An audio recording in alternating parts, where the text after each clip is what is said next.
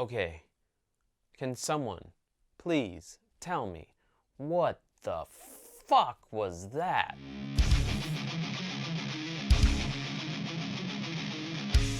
And I thought 2020 couldn't get any worse, and then Laxmii comes out. Oh man. Thank the gods for Akshay Kumar and Kiara Advani's fine ass. Because without those two, this film would have been seen by this many people. That's a big fat double zero. Because that's what this movie is, a big fat double zero.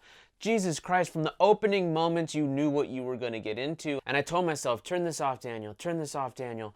You have 2 hours and 21 minutes left. Just save yourself. Save yourself from the spirit of Laxmii, because that's what the movie really is. That's the true horror of the movie, getting through its runtime. Because by the end, I was pulling my fucking hair out. I thought I was becoming one of the aunties that was in the movie, because I was sitting there watching and I'm seeing things unfold on the screen, and I'm just saying to myself, no, that really didn't just happen. No, there's no way. I'm seeing things. There's no way someone would take the time to film a reaction shot where they go, oh, I'm scared of the ghost. As you can see here, that I've screen grabbed for you as an example of the over-the-top, absurdist humor. And you could say, yeah, it's just a good time. But you know what? How can you tell me that it's a good time and then you end the movie where Akshay Kumar is literally doing the old samurai trope animation stereotype where he's so fast, he goes, he slices the dude in half and he splits in half and you literally see the dude explode in half, and then he goes and punches some dude's face in the ground. Get out of here with the lightheartedness. And the weirdest thing about the movie is it was just taking from so many Western horror tropes, but then it was as if the director kind of didn't understand why those Western horror tropes are effective to begin with. The director needs a lesson on suspense and not cutting and staying with your characters in the moment as they go through this situation, as opposed to cutting every 5 fucking seconds.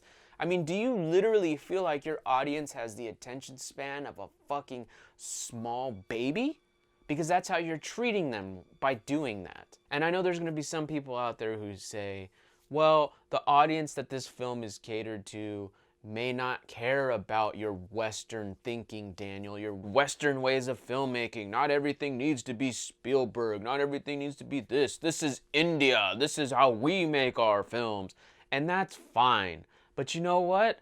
When the audiences continue to talk shit about the movie on the internet, and you don't know why, because you thought you made a great film, well, maybe you could take a step back and see that some of these things are probably why. Because these techniques are there to help to disguise your vision from the audience, to make them feel like they're going along with the journey, with an experience, not being taken out of the journey every 5 minutes because you want to throw a stupid slapstick gag in because your tone is all over the fucking place. Consistency, consistent tone, and you will have a better product. Because I don't know if you knew this, but there's a lot of comedy in horror. How do they achieve this? Well, it's not by being over the top and going, boo! It's by being funny through situations. And to be honest, there's plenty of situations in this story that can be funny, but it always seems like the movie wants to do something that it's not. The movie always wants to just reach that extra level of extraness. I mean, let's just take the entire premise of the story.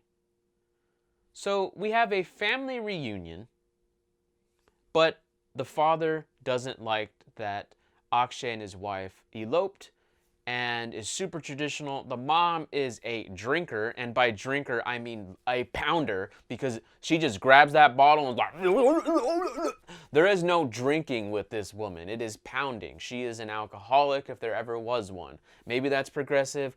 I don't know, you guys tell me, but the father, who is not accepting of this, is, of course, as stereotypical as they come, and as a Westerner, as an outsider, even I could see that. And you could say, well, there's some people out there like that. Yeah, I'm sure. And it concludes with Akshay's character becoming a multiple time murderer because he murders a bunch of people. And the family's okay with this. The family is literally 100% okay with it. They think they're being haunted, so they steal some exorcist moments. That's fine though. I'm cool. I was okay with their approach to dealing with witches and spirits, and I was okay with that.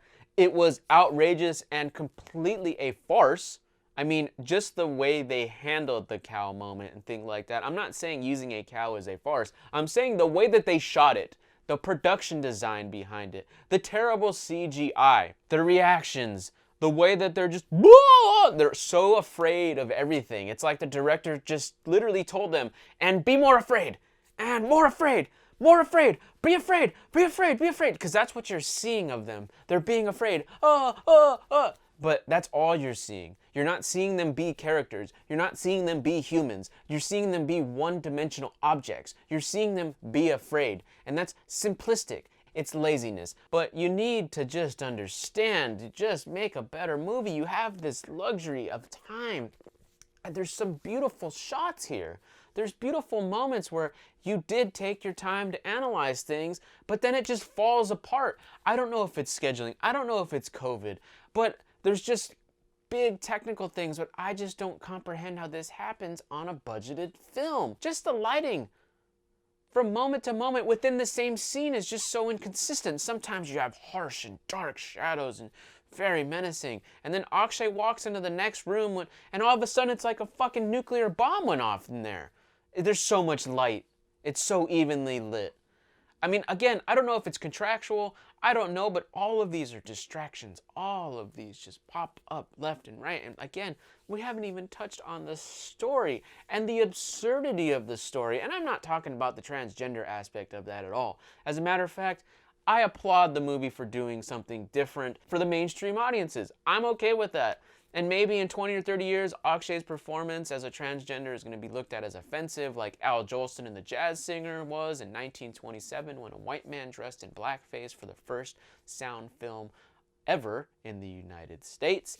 But now it's looked at as a racist thing, but at the time it wasn't. So I don't know. We'll see. Only time will tell. But it has nothing to do with that. No, it has to do with the absurdity of the actions that brought about the plot. So she gets her land taken from her. Okay, I get it. I understand all of the commotion within the community and all of this. And I'm talking about the flashback here, the actual impotence for the entire story. And then there's the nice little scene where you have them all at the table and they're saying, "Oh, I'm sorry. I didn't know they were going to take your land. Here's the deed. Here's all your paperwork. I'm sorry. Everything's going to be great." And then you literally have the comical whoops as the papers fall on the floor and she's like, "Oh, I'll get them. I'm a nice person.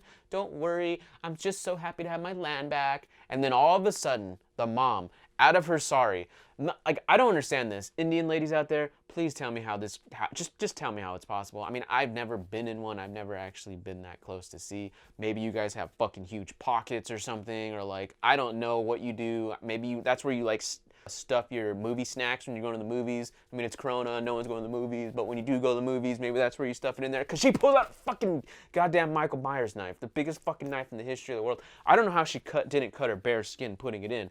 I didn't see a sheath, I didn't see anything, but whatever, it's India. This shit just fucking happens because absurdity is the game for shit movies like this. Needless to say, fucking shanks her. And you're like, okay, that was violent. Again, not a kid's movie, so don't make that argument with me. And then we proceed to the most fucked up, unnecessary plot twist there ever was to be a plot twist. So mind you, in this flashback where we're introduced to the spirit of Laxmii that causes the entire film to happen, we find out that Laxmii was cast out, and again, there is serious moments, and I took that serious, and I took it in, and I'm sure that stuff like that does happen more often than not, and it's something like good movies, and actually any movie should. It's a reflection of society, and you see yourself or you see other people acting this way or whatever, and you want to stop that. You can call it propaganda, you call it whatever you want. That's just filmmaking. So you're introduced to a line of different characters, including a mentally challenged individual. They're all raised in this foster home by a Muslim-like father figure. And who else is stabbed? Well, the Muslim father figure, of course, in front of the mentally challenged child who is now grown up. But that's not the worst part. As I said, it is the most unnecessary and brutal and vicious scene in the entire film. The adults proceed to convince the mentally challenged kid that the people that just got stabbed were not really being stabbed, but it was just pretend. It was for fun. And so they proceed to convince him that it was a joke so he may shoot himself because they're playing a game. How a screenwriter, how a director, honest to God, how even Akshay Kumar himself allowed for this stupid fucking scene to even exist is beyond me. Because this movie isn't the type of film to justify or warrant such actions like this. Why? Because it doesn't earn them. That's a huge thing, is earning these moments. You can't have the entire story in a flashback and not expect me to feel this way.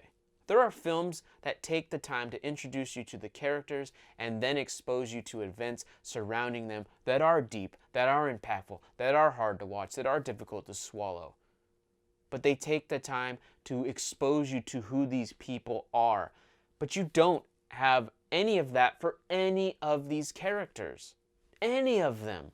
They are all as one-dimensional as I am. For me, I'm just hating on this fucking film. But for them, they had months and months and millions and millions and millions to come up with something. And the most fucked up part about that moment is the director already earned the moment the fucking villains betrayed her. If you want to add a little salt to the wound, fine. The father figure dies too.